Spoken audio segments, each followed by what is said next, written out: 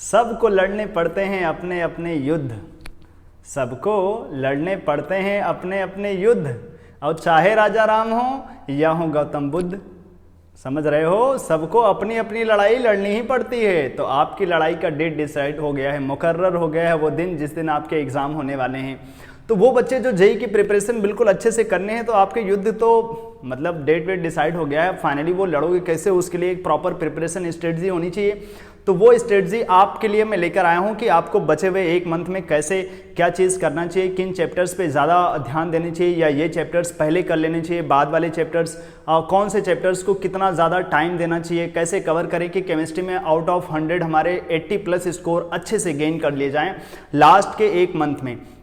वो बांग्ला में एक बहुत फेमस लाइन है भाई कि अगर तुमने अभी तक कितने अच्छे से तैयारी की उसका उतना ज़्यादा इंपॉर्टेंस नहीं है, लास्ट में कितने अच्छे से फिनिश करोगे। जैसे हो सकता है आपने साल भर अच्छे से पढ़ाई की हो, लेकिन एग्जाम के एक दिन पहले तबीयत खराब हो जाता है तो एग्जाम अच्छे नहीं होते, क्योंकि हर एक वो लास्ट के मिलने वाले हर एक मिनट हर एक दिन बहुत इंपॉर्टेंट होते हैं। तो अभी एक महीने आप कैसे प्रिपरेशन करेंगे उसी को लेकर आए हैं, last 1 month preparation strategy for JEE mains. और ध्यान रखिए, एडवांस के जाने का सफ़र तो यहीं से शुरू होगा। तो पहले मेंस बिल्कुल अच्छे से फोड़ दीजिए, बढ़िया मस्त रैंक लेकर आ जाइए। तो केमिस्ट्री में क्या किया जाए, तो केमिस्ट्री के लिए पहले मैं बता देता हूँ, वेटेज जो है नॉर्मली पेपर्स में लगभग 40% में आसपास फिजिकल केमिस्ट्री का वेटेज रहता है, और ऑर्गेनिक और इनऑर्गेनिक के ये वेटेज, इसका इतना इंपॉर्टेंस नहीं है। मेन जरूरत है कि आप किस चैप्टर को कैसे पढ़ो, कितनी बार पढ़ो, जो आपके एग्जाम में आपको मार्क्स दिलाएं। तो मुझे ऐसा लगता है कि सबसे पहले आपको इनऑर्गेनिक केमिस्ट्री की चीज़ें पढ़नी चाहिए, क्योंकि वहाँ पर ज़्यादा से ज़्यादा चीज़ें आपको याद रखनी है, और लास्ट के एक मंथ में जितनी बार वो चीज़ें आप रिवाइज कर पाएंगे वही आपको मदद करेंगे। तो इनऑर्गेनिक में कौन से चैप्टर सबसे पहले पढ़ने चाहिए, कौन से चैप्टर सबसे ज़्यादा स्कोरिंग होंगे, जो आपके टारगेट को 80+ लेकर जाएंगे। तो स्टार्टिंग के दिनों से ही आपको ये 7 चैप्टर्स पे फोकस करना है। ठीक, आपको ये ध्यान बनाना है कि हमें इन 7 चैप्टर्स पे कैसे टारगेट करें कि ये 7 चैप्टर्स अपने अच्छे से हो जाएं। तो सबसे पहले क्या करना चाहिए आपको भैया, कोऑर्डिनेशन कंपाउंड इतना ज़्यादा इंपॉर्टेंट चैप्टर है, इसको तो आप इग्नोर कर नहीं सकते। तो सबसे पहले अपनी लिस्ट में इनऑर्गेनिक केमिस्ट्री में कोऑर्डिनेशन कंपाउंड क्लास 12, ध्यान रखिए क्लास 12 वाले बच्चों, सबसे पहले आपका टॉपिक होना चाहिए। क्लास 12 के चैप्टर्स अच्छे से तैयार किए जाएं अपने प्रिपरेशन के लिए, ठीक है। बाद में 11th के चैप्टर्स, जिससे कि आपने जो अभी अच्छे से फिनिश कर रखा है, जो रिसेंटली आपने चैप्टर्स पढ़े हैं वो फटाफट रिवाइज हो जाएंगे और वो टॉपिक्स आप जल्दी जल्दी कंप्लीट कर पाएंगे। तो एक कॉन्फिडेंस आएगा, तो जो 11th के कॉन्टेंट्स आपने थोड़ा मोड़ा भूल लिया होगा उसको भी अच्छे से कर पाओगे। तो सबसे पहले कोऑर्डिनेशन कंपाउंड, इसको जितनी जल्दी आप कवर कर लें उतना ज़्यादा जरूरी रहेगा, उतना ज़्यादा इंपॉर्टेंस भी रखेगा आपके लिए। कोऑर्डिनेशन कंपाउंड के बाद जो बहुत इंपॉर्टेंट चैप्टर होते हैं जो आपके इनऑर्गेनिक केमिस्ट्री में बहुत ज़रूरत पड़ती है, वो होते हैं केमिकल बॉन्डिंग। इनके वेटेज बहुत ज़्यादा हैं। ऐसे तो ये 11th के चैप्टर्स हैं, लेकिन आपको करना ही पड़ेगा, तभी आपको वो चीज़ें आएंगी। तो ये केमिकल बॉन्डिंग भी, और ध्यान रखिए कहाँ से क्वेश्चंस की प्रैक्टिस करेंगे। सबसे ज़्यादा ज़रूरी ये है कि आप क्वेश्चन की प्रैक्टिस कहाँ से करेंगे। तो इसी चैनल पर मैंने एक वीडियो दिया था कि कौन सी बुक को फॉलो करना चाहिए खास करके अभी। तो ध्यान रखिए चैप्टर्स आप NCERT से पढ़िए, इनऑर्गेनिक के ज़्यादा से ज़्यादा NCERT के कॉन्टेंट आपको बहुत अच्छे से आने चाहिए। लेकिन कोऑर्डिनेशन कंपाउंड जैसे हो गया, तो आपने जहाँ पर ट्यूशन लिया है वहाँ की नोट्स पहले अच्छे से फॉलो करिए, और जो वहां पर कंटेंट मिले हैं, जैसे जो लोकस में बच्चे पढ़ते हैं, आपको जो कोऑर्डिनेशन कंपाउंड की 4 सीट मिली हैं और एक एक्स्ट्रा प्रैक्टिस सीट मिलेगी, वो आप अगर अच्छे से कर लेंगे तो आपके क्वेश्चन जेईई के बन जाएंगे अच्छे से। तो ये हो गई कोऑर्डिनेशन कंपाउंड। केमिकल बॉन्डिंग में भी आपको सेम तरीके की फॉर्मेट देखने हैं, या पीरियोडिक टेबल, और ये सब तो चीजें आप कर पाएंगे बड़े आराम से। पी ब्लॉक केमिस्ट्री जो होती है ना, वो बहुत ज़्यादा इंपॉर्टेंट रहती है, और खास करके आप ब्लॉक केमिस्ट्री के लिए आप इधर उधर की बुक नहीं उठा कर सकते। ठीक, इधर उधर की बुक उठाएंगे, एक्स्ट्रा कंटेंट जो NCERT के बाहर हैं वो भी आपको पढ़ने पड़ेंगे, और उसका टाइम बिल्कुल भी नहीं है। Block chemistry, P block 11th और 12th, सबसे पहले 12 के नाइट्रोजन ऑक्सीजन ये फैमिलीज को आप उठाइए और फटाफट रीडिंग कर डालिए अच्छे से। NCERT की जितनी अच्छे से रीडिंग और वहां पर जितनी रिएक्शंस हैं, ध्यान रखिए जेईई के लिए आप एग्जाम देने जा रहे हैं, इनऑर्गेनिक केमिस्ट्री में पी ब्लॉक में क्लास 12 में जितनी भी रिएक्शंस हैं उसको एक पेज में लिख लीजिए फटाफट। जितनी भी रिएक्शंस हैं, सारी रिएक्शंस आपको अच्छे से आनी चाहिए, सारी की सारी, वो फटाफट उनको लिखिए। 2-3 दिन 4 दिन 5 दिन उनको स्टार्टिंग में जब आप पढ़ने बैठिए तो वो रिएक्शंस लिखिए बार बार, जस्ट मगअप, आपको उसको रट्टाफिकेशन करके रट डालना है, और NCERT से बाहर वाली रिएक्शंस को नहीं पढ़ें, ठीक है। क्योंकि लास्ट के 1 मंथ में एनसीईआरटी वाली चीज़ों पे ज़्यादा से ज़्यादा उनकी लाइन पे ज़्यादा से ज़्यादा फोकस करें। तो एनसीईआरटी की जो पी ब्लॉक में रिएक्शंस है ना, वो आपको बहुत परेशान करेंगे। अगर आपने एनसीईआरटी के रिएक्शंस को नहीं पढ़ा तो वो एक पेज पे रख लीजिए और ब्लॉक केमिस्ट्री बहुत अच्छे से 11-12 के एनसीईआरटी को खत्म करिए। मैं अक्सर बोल रहा हूं इनऑर्गेनिक पे पहले आपको प्रेशर देना चाहिए इनऑर्गेनिक के चैप्टर्स पे, जिससे कि आप जल्दी से कंप्लीट भी कर सकते हैं। यहाँ पर ज़्यादा चीज़ें आपको मेमोराइज करना रहता है, तो उतना दिमाग का खेल भी नहीं है, और मैक्सिमम चीज़ें अगर आपको याद रह जाएंगी तो आपका फायदा होगा। तो इन चैप्टर्स, छोटे चैप्टर जो अपने पास 11th में हैं, एस ब्लॉक और हाइड्रोजन, ये आपको स्कोर दिलाते हैं, 1-2 मार्क्स के क्वेश्चन से जरूर आ जाते हैं, मतलब 1-2 क्वेश्चन जरूर इधर से आ जाते हैं। मेटलर्जी बहुत छोटा क्लास 12 का चैप्टर है, जिसको आप छोड़ नहीं सकते हैं। एक दिन अच्छे से अगर आप पढ़ लीजिए तो मेटलर्जी खत्म हो जाता है, और मेटलर्जी के क्वेश्चंस बड़े आराम से एग्जाम में बन जाते हैं। खास करके अगर आप जेई के लिए फोकस कर रहे हैं तो मेटलर्जी में आने वाले इलेंगन डायग्राम को आप छोड़ नहीं सकते।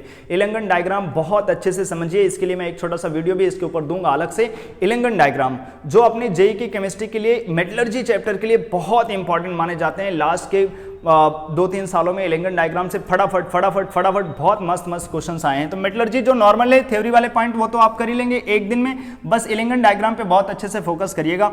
और अगर आपके ये सारे स्टार्टिंग के 6 पॉइंट अच्छे से तैयार हो जाते हैं, तभी आप फोकस करिएगा डी एंड एफ ब्लॉक का। और डी एंड ए ब्लॉक फिर से मैंने इधर खास करके मेंशन किया है एनसीईआरटी छोड़ करके इनऑर्गेनिक केमिस्ट्री के लिए, चाहे आप जेई के लिए फोकस कर रहे हैं, नीट के लिए फोकस कर रहे हैं, एनसीईआरटी छोड़ करके भागना नहीं है। कसम खा लीजिए, एनसीईआरटी छोड़ के भागना नहीं है लास्ट के 1 मंथ में। अब कहां से प्रैक्टिस करेंगे इसकी? पीवाईक्यू उठाइए, और पीवाईक्यू थोड़ा सा आप ध्यान दीजिए कि पीवाईक्यू की बुक्स भी मार्केट में बहुत अजीब से आ जाती हैं, तो बेकार पीवाईक्यू आप नहीं उठाइए। जो रिसेंटली लास्ट के 5-6-10 साल के ऊपर बेस्ड हैं, वो पीवाईक्यू करने से आपको ज़्यादा फायदा होगा। किस तरीके के पैटर्न के क्वेश्चंस बन रहे हैं उस पर ज़्यादा फोकस करिए। तो पीवाईक्यू जो दिशा पब्लिकेशन की मैंने बोला है 120 जेई मेन केमिस्ट्री ऐसे करके हैं, उसमें बहुत सफिशिएंट क्वेश्चंस हैं लास्ट के कुछ सालों के, और आपके सारे तरीके के रिवीजन अच्छे से हो जाते हैं, उसमें अच्छे से सोल्यूशन भी दिए गए हैं। उसकी बुक को अगर आप फॉलो करेंगे, पीवाईक्यू पे क्वेश्चन पे टारगेट करेंगे, ज़्यादा से ज़्यादा आपकी प्रिपरेशन अच्छी होती रहेगी। आप समझेंगे कि एनसीईआरटी की लाइनों को कैसे अभी एनटीए वाले बना के दे देते हैं। तो आपको ये 7 चैप्टर्स हैं, और इसको स्टार्टिंग के मेरे हिसाब से 1 से 10 डेज, मतलब अगर आप अपनी प्रिपरेशन स्ट्रेटजी आज से आप 1 मंथ टारगेट कर रहे हैं, तो स्टार्टिंग के 10 दिनों में ये चैप्टर्स आपके कंप्लीट हो जाने चाहिए। अब आपको कहां से स्टार्ट करना चाहिए ये 7 चैप्टर्स को 10 दिन में कंप्लीट करने के लिए? तो मैं बोलूंगा जो आपका स्ट्रॉन्ग जोन है, जो आपके बहुत ही इंपॉर्टेंट चैप्टर्स जो आपको लगते हैं कि आपके लिए बड़े अच्छे थे, बड़े आसान थे, पहले उनसे जो भी, अगर आपको लगता है मेटलर्जी बड़ा अच्छा है तो आप पहले मेटलर्जी कर डालिए। उसके बाद अगर आपको लगता है कोऑर्डिनेशन कंपाउंड तो कोऑर्डिनेशन कंपाउंड, फिर केमिकल बॉन्डिंग, फिर लेकिन ये कंटेंट आपको करना है। बस ये आपको ध्यान रखना है कि इनमें जो आपके फेवरेट टॉपिक्स हैं उनको पहले करिए, और टारगेट बहुत सॉलिड होना चाहिए कि हमें 10 दिन में इनको अच्छे से with PYQ questions with NCERT reading 10 दिन में कंप्लीट कर लेना है। अब अगर आपका रात का पढ़ने का शेड्यूल है तो आप रात में देख लीजिए, लेकिन 10 दिन में ये आपके अच्छे से कंप्लीट होने चाहिए। और 10 दिन में पढ़ने के बाद आप डेली इनको कम से कम 20 मिनट 30 मिनट इनमें से कोई एक चैप्टर को निकाल के रिवाइज करेंगे। 2 घंटे में नहीं बोल रहा, कम से कम 20 मिनट्स आपको इनको रिवीजन देते रहना है, क्योंकि इनऑर्गेनिक केमिस्ट्री है, इसलिए मैं बोल रहा स्टार्टिंग में पढ़ लीजिए, क्योंकि लास्ट में आप जब पढ़ेंगे ना तो बहुत चीज़ें एग्जाम में याद नहीं आती। लोग अक्सर बोलते हैं इनऑर्गेनिक लास्ट में कर लोगे तो फटाफट याद आ जाएगा एग्जाम में। आप पहले से नहीं करेंगे, कई बार रीडिंग नहीं करेंगे तो एग्जाम में याद नहीं आता। जो इनऑर्गेनिक का खेल है वो ये कि इनऑर्गेनिक एग्जाम में बहुत फास्ट हो जाते हैं, अगर आता है तो, नहीं आता है तो वो रिकॉल नहीं होते, याद नहीं आता है, टाइम बहुत लग जाता है। तो इसलिए अगर आप डेली 20-20 मिनट 10 दिन के बाद रिवीजन करते रहेंगे तो ये कंटेंट आपको काफ़ी ज़्यादा स्कोर की तरफ लेकर जाएंगे, लगभग 40 मार्क्स तक आपको पहुंचा देंगे केमिस्ट्री में, 30-40 मार्क्स तक पहुंचा देंगे। वो डिपेंड करता है कि आपने इंटीजर टाइप में से कितने क्वेश्चंस किए। अच्छा, ये चीज ध्यान रखिए, इंटीजर टाइप क्वेश्चंस की प्रैक्टिस नहीं करेंगे लास्ट के 1 मंथ में, ज्यादा से ज्यादा एमसीक्यू की प्रैक्टिस करेंगे, ठीक है, क्योंकि इंटीजर यार 10 देता है जिसमें से 5 करने रहते हैं, और अगर आप उनकी प्रैक्टिस उन 5 पे थोड़ा सा ना दे करके एमसीक्यू पे ज़्यादा फोकस करिए तो आपके इंटीजर वाले भी बन जाते हैं और आपके एमसीक्यू भी बन जाते हैं, ठीक है। तो आप ज़्यादा से ज़्यादा टारगेट करिए कि आप एमसीक्यू के क्वेश्चंस की ज़्यादा प्रैक्टिस करें।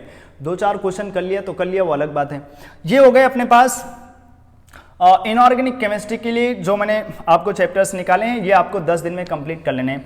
अगली बात आती है अपनी ऑर्गेनिक केमिस्ट्री की, इनको कैसे किया जाए, इनके टारगेट, इनके ऊपर कैसे हमें कंटेंट करने हैं। तो सबसे पहले महा इंपॉर्टेंट चीजें जो आपको नॉर्मली लोग नहीं बोलते हुए दिखेंगे, वो ये चैप्टर तो ऑर्गेनिक में बहुत इंपॉर्टेंट हैं, लेकिन अगर आप जेई के ट्रेंड्स को देखेंगे लास्ट के 2-3 सालों में, केवल 2-3 सालों में, वो जो भी मैं बोल रहा एग्जैक्ट बोलूं तो 2 सालों में 38 क्वेश्चन आ चुके हैं केमिस्ट्री इन एवरीडे लाइफ से। सोचो इससे ज्यादा इंपॉर्टेंट क्या होगा। लास्ट 2 साल 2021 2022 38 क्वेश्चंस, मतलब अप्रॉक्सीमेटली 40 क्वेश्चंस 2 सालों में। इससे ज्यादा इंपॉर्टेंट चैप्टर आपको नहीं मिल सकता। इसी चैनल पे आपको शॉर्टकट्स दिए गए हैं ये चैप्टर पढ़ने के, तो सबसे पहले वो शॉर्टकट के वीडियोस देख लीजिए केमिस्ट्री इन एवरीडे लाइफ के, ये फटाफट उठाइए और उनको केमिस्ट्री इन एवरीडे लाइफ फटाफट खत्म करिए। क्योंकि यार देखो, ऑर्गेनिक केमिस्ट्री तुमने 2 साल पढ़ा होगा, बहुत सारी चीजें आपको आती हैं, लेकिन ये सब चैप्टर्स अगर आप करके जाएंगे तो एग्जाम में आपके एक स्टेप एक्स्ट्रा मार्क्स ऐड होंगे, एक स्टेप एक्स्ट्रा। क्योंकि ये सब ऐसे होते हैं कि अगर आपने एग्जाम में नहीं किया ना तो बहुत दुख पहुंचता है, और क्योंकि जस्ट रट्टाफिकेशन जैसे होते हैं। तो इनके पूरे शॉर्टकट्स 2 लेक्चर मैंने दिए हैं यूट्यूब में, जा करके उनको देखो तो सारे के सारे वो लेक्चर, सारे के सारे शॉर्टकट से सारे नाम याद हो जाएंगे, सारे नाम क्लियर हो जाएंगे, ये क्या होता है, ये क्या होता है। उसके बाद एनसीईआरटी उठा करके जस्ट एनसीईआरटी स्ट्रक्चर्स, उनके डेटा, उनके ये आपको अच्छे से कंप्लीट कर लेना है, ठीक है। केमिस्ट्री इन एवरीडे लाइफ मेरे हिसाब से मोस्ट इंपॉर्टेंट चैप्टर है, आप इसको छोड़ नहीं सकते। बायोमोलिक्यूल्स एंड पॉलीमर, छोटे और बड़े प्यारे, और लोगों से अक्सर क्वेश्चंस यहां से हो जाते हैं। अगर आप बायोमोलिक्यूल्स के मेरे ही 3 लेक्चर पढ़े हुए पब्लिक हैं, उसको आप सर्च करके देख सकते हैं, बायोमोलिक्यूल्स बाय जीटी, वहां पर 3 लेक्चर्स अगर आप कर लेते हैं उससे भी आपके सारे क्वेश्चंस लगभग बन जाएंगे। बायोमोलिक्यूल्स और पॉलीमर के 1 शॉट मैंने दे रखे हैं, ये दोनों अगर आप अच्छे से कर लेते हैं तो आप प्लस में रहेंगे हमेशा। उसके बाद महा इंपॉर्टेंट चैप्टर ऑर्गेनिक केमिस्ट्री का aldehyde, ketones and carboxylic acid. NCERT की रीडिंग एक बार फटाफट देख लीजिएगा, कहीं थ्योरी वाले points, solubility, melting point, boiling point, कुछ एक्स्ट्रा स्ट्रेंथ के ऑर्डर अगर वहां पर दे रखे हो तो वो रीडिंग। उसके बाद आपने जहां पर भी पढ़ाई की है ऑर्गेनिक केमिस्ट्री के लिए 2 चैप्टर अगर केमिस्ट्री इन एवरीडे लाइफ और बायोमोलिक्यूल्स एंड पॉलीमर छोड़ दें तो किसी भी चैप्टर को आपको एनसीईआरटी से करने की जरूरत नहीं है। आपने जहां पर भी ट्यूशन लिया है वहां के नोट्स को अच्छे से फॉलो करिए। अगर आपने लोकस एकेडमी में क्लासेस ली हैं तो ऑर्गेनिक केमिस्ट्री 1 और ऑर्गेनिक केमिस्ट्री 2 जो आपको 2 फाइल मिली हैं, बड़ी शिद्दत से उसको कर लीजिए। आपके जेईई मेंस के क्वेश्चंस बड़े आराम से बन जाएंगे, किसी भी क्वेश्चन में कोई प्रॉब्लम नहीं होगा। ऑर्गेनिक केमिस्ट्री 1 जिसमें 19 चैप्टर्स थे, हर एक में 45 क्वेश्चंस था, अगर आपने उनके अच्छे से प्रैक्टिस कर डाली तो आपके मैक्सिमम क्वेश्चंस। और जो ऑर्गेनिक केमिस्ट्री 2 में ऑर्गेनिक में एरोमेटिक की सीरीज मिली है, aromatic 1, aromatic 2, aromatic 3, aromatic 4, aromatic 5 और एरोमेटिक 6, ये अच्छे से अगर आप कर लेंगे तो मैक्सिमम ऑर्गेनिक के क्वेश्चंस आपके निकल जाएंगे, ठीक है। अगर वो आपने कर डाला है तो ये आप जस्ट प्रैक्टिस पीवाईक्यू उठाइए, एल्डिहाइड कीटोन और कार्बोक्सिलिक एसिड के पीवाईक्यू कर डालिए। एल्कोहल फिनॉल, ध्यान रखिए एल्डिहाइड कीटोन और कार्बोक्सिलिक एसिड अपने कंपटीशन एग्जाम जेईई और नेट के लिए महा इंपॉर्टेंट चैप्टर्स माने जाते हैं। यहाँ से क्वेश्चंस के कंटेंट छूट नहीं सकते। लोग बोलते हैं कि अगर क्वेश्चंस, किसी ने बोला केमिस्ट्री का पेपर बनाया और अगर उसमें ये चैप्टर के क्वेश्चंस नहीं दिए मतलब अभी चैप्टर खत्म नहीं हुआ, वो पेपर कंप्लीट नहीं हुआ। ये चैप्टर के क्वेश्चन पक्का रहते हैं वहां पर। तो एल्कोहल, फिनॉल, ईथर, हेलोल्केन, हेलोवेरिन्स, ये चैप्टर वाइज मैं बोल रहा आपको, एनसीईआरटी के chapter wise organic chemistry JEE के लिए आप नहीं प्रिपेयर कर सकते। आपको अपने नोट्स फॉलो करने पड़ेंगे, टीचर की बताई गई बातों को याद रखना पड़ेगा, नोट्स को अच्छे से देखना पड़ेगा, ठीक है। अमीन्स, हाइड्रोकार्बन एंड जीओसी, ये क्लास 11 के चैप्टर्स हैं। अगर ये सब हो जाते हैं तो आप इन्वायरमेंटल केमिस्ट्री पे टारगेट कर सकते हैं। इसके भी मैंने 1 शॉट वीडियोस दिए हैं, पहले 1 शॉट देख लीजिए तो आपको बहुत सारी चीजें समझ में आ जाएंगी। फिर एनसीईआरटी, इसके लिए एनसीईआरटी, ठीक है। एनसीईआरटी छोड़ करके भाग नहीं सकते। Environmental chemistry, biomolecules and polymer और केमिस्ट्री इन एवरीडे लाइफ के लिए ध्यान रखिए। केमिस्ट्री इन एवरीडे लाइफ मेरे हिसाब से आप इस चैप्टर को नहीं छोड़िए, अच्छे से पढ़ लेंगे तो आपके नेट के एग्जाम में भी आपको हेल्प मिलेगा और जेईई में आपके स्कोर बहुत बूस्ट होंगे। और ऐसे क्वेश्चंस आते हैं ना, अगर बन गए तो बड़ी खुशी, नहीं बनी तो आप बहुत गाली दोगे एनडीए वालों के कि ऐसा क्वेश्चन पूछ लेते हैं, ऐसा क्वेश्चन पूछ लेते हैं। लेकिन अभी ऐसा आता ही है तो फिर आपको वो स्ट्रक्चर्स याद रखने हैं, वो स्वीटनेस के पॉइंट याद रखने हैं। वो बोलेगा एंटासिड के ये स्ट्रक्चर या स्ट्रक्चर दे देगा और पूछेगा बताओ मैच करके दिखाओ, डिटॉल में कौन कौन से मिक्सचर्स पाए जाते हैं, एंटीबायोटिक बताओ, ये बताओ, वो बताओ। वो डेटा शीट अगर आप लेक्चर्स देख लेंगे, बहुत सारे शॉर्टकट्स उसमें बताए गए हैं, मस्त काम बन जाएगा। अब उसी में मिलते हैं अपने पास पैरासीटामोल, एस्प्रिन, ये सब पहले से कर लोगे तो काम हो जाएगा। ऑर्गेनिक के लिए क्या करना है आपको, अच्छा इसमें ये नहीं बताया आपको कि कितने दिन में ये आपको कंप्लीट कर लेने चाहिए।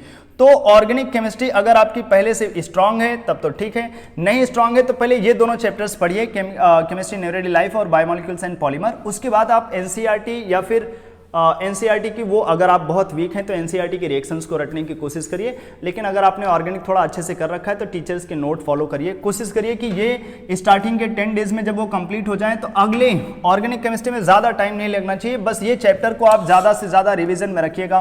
Chemistry in everyday life, biomolecules and polymer, ये चीज़ें तो याद रहती हैं बायोमोलिक्यूल्स एंड पॉलीमर की, लेकिन केमिस्ट्री इन एवरीडे लाइफ ये आप भूल जाते हैं ज़्यादा से ज़्यादा, तो उनको ज़्यादा रिविजन में रखिएगा। आगे हर दिन आप कोशिश करिए 5 मिनट से 10 मिनट रीडिंग करेंगे जब तक अपनी कंपटीशन एग्जाम नहीं हो जाते। हर दिन 5 मिनट से 10 minute chemistry in everyday life, नाम ही है उसका, एवरीडे इन लाइफ, पूरी लाइफ टाइम एवरीडे नहीं पढ़ोगे तो कम से कम 1 महीने पढ़ ही लो, ठीक है। तो अपने पास इनको आप स्टार्टिंग से 1 से 10 डेज में वो कंप्लीट कर लेंगे। कोशिश करिए कि ये 11 से लगभग 15-16 डेज में ये कंप्लीट हो जाएं, 5 से 6 दिनों में आपके ऑर्गेनिक हो जाएं विथ PYQ प्रैक्टिस। अगर आप ये कर पाएंगे तो ज़्यादा आपके लिए हेल्पफुल रहेगा। इनऑर्गेनिक के लिए मैंने ज़्यादा टाइम बताया क्योंकि इनऑर्गेनिक ज़्यादा से ज़्यादा आपको रिवीजन करते रहना है, ज़्यादा से ज़्यादा चीज़ें याद रखनी है, खूब उनको मेहनत करके पढ़ना है, उनके क्वेश्चंस को PYQs भी करते रहना है। लेकिन ऑर्गेनिक अगर आप अच्छे स्टूडेंट हैं तो मैक्सिमम चीज़ें आपको आती हैं, ज़्यादा से ज़्यादा आपको PYQ की प्रैक्टिस करनी है और कुछ ही चैप्टर्स आपको पढ़ने हैं। ऑर्गेनिक लाइक मैथमेटिक्स, आप अगर एग्जाम के एक दिन पहले सारे फॉर्मूले बैठ करके रट नहीं सकते हैं, सारी चीज़ें सीख नहीं सकते हैं, आपने पहले से सीख रखा होता है, बस जस्ट प्रैक्टिस चाहिए, तो आप चैप्टर्स उठाइए और फटाफट प्रैक्टिस कर डालिए, ठीक है। ये हो गई ऑर्गेनिक। मैं बोल रहा हूँ 5 से 6 दिनों में आप अपना टारगेट अपने हिसाब से डिसाइड कर लीजिएगा। लगभग इतने दिन में आपके PYQs के साथ ये चैप्टर्स पक्का अच्छे से कंप्लीटेड होने चाहिए।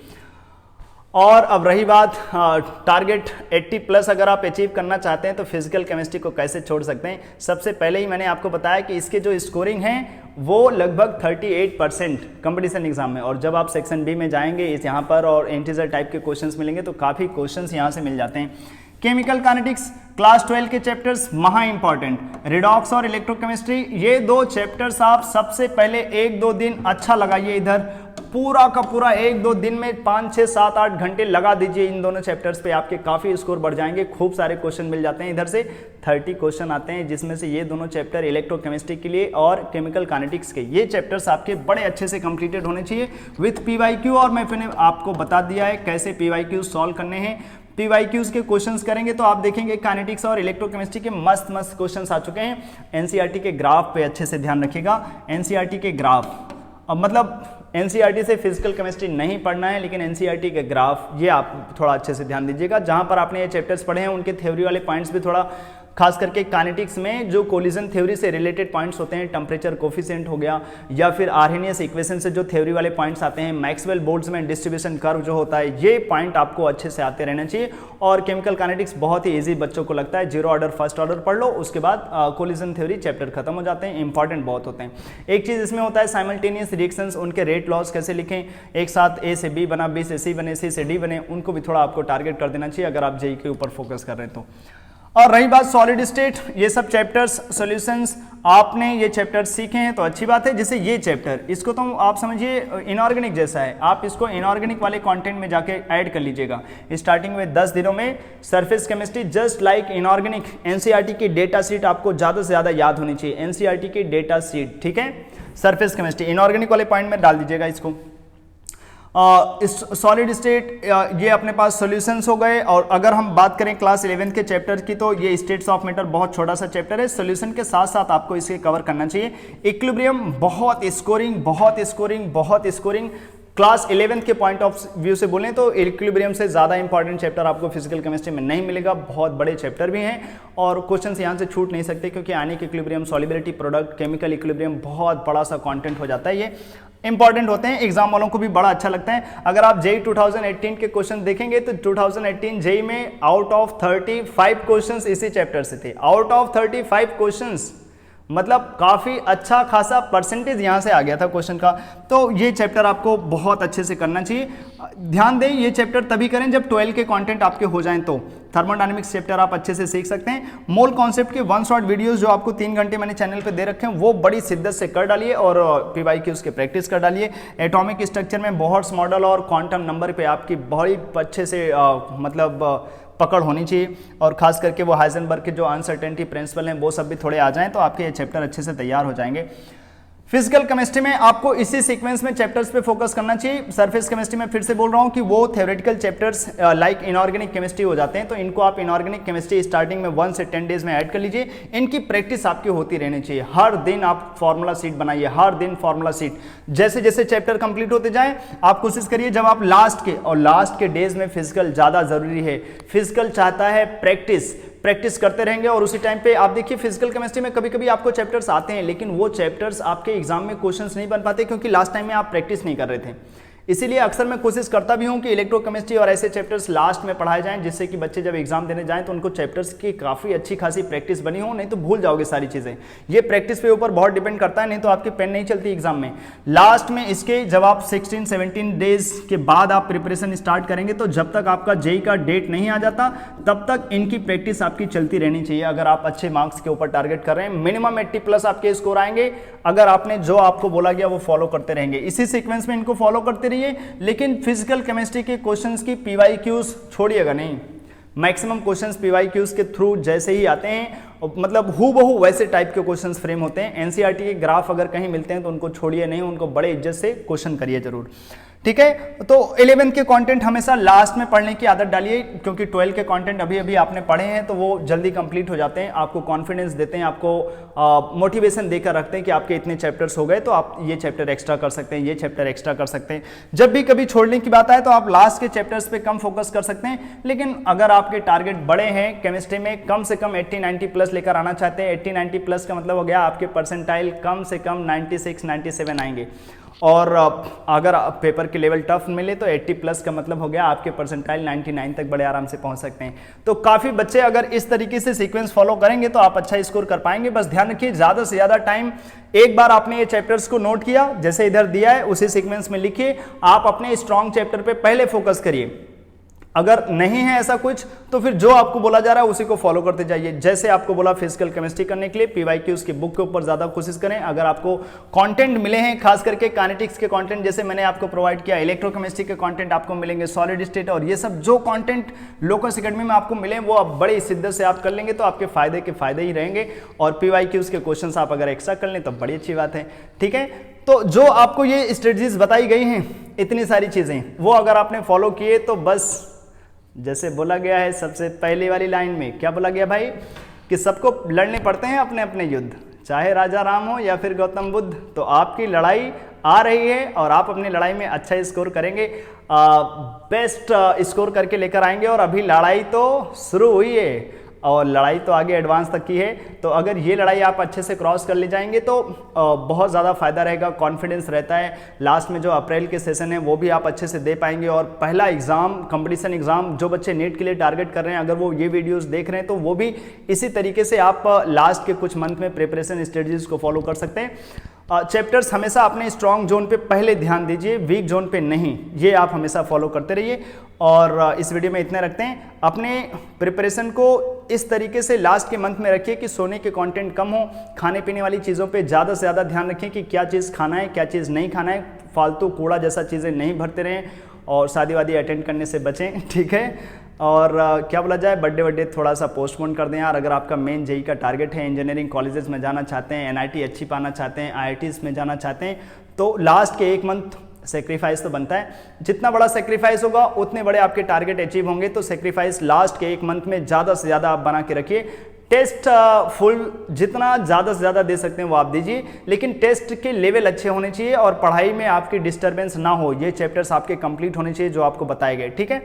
तो इस वीडियो को देखने के लिए बहुत बहुत धन्यवाद। आप एग्जाम में अच्छा करें, हमारी तरफ से आपकी मतलब बेस्ट विशेष हैं। बेस्ट ऑफ लक आपके कंपटीशन एग्जाम के लिए, जेई के एग्जाम के लिए और आने वाले सेशन के लिए भी, ठीक है। तो इस वीडियो में इतना रखते हैं, तब तक के लिए बाय बाय।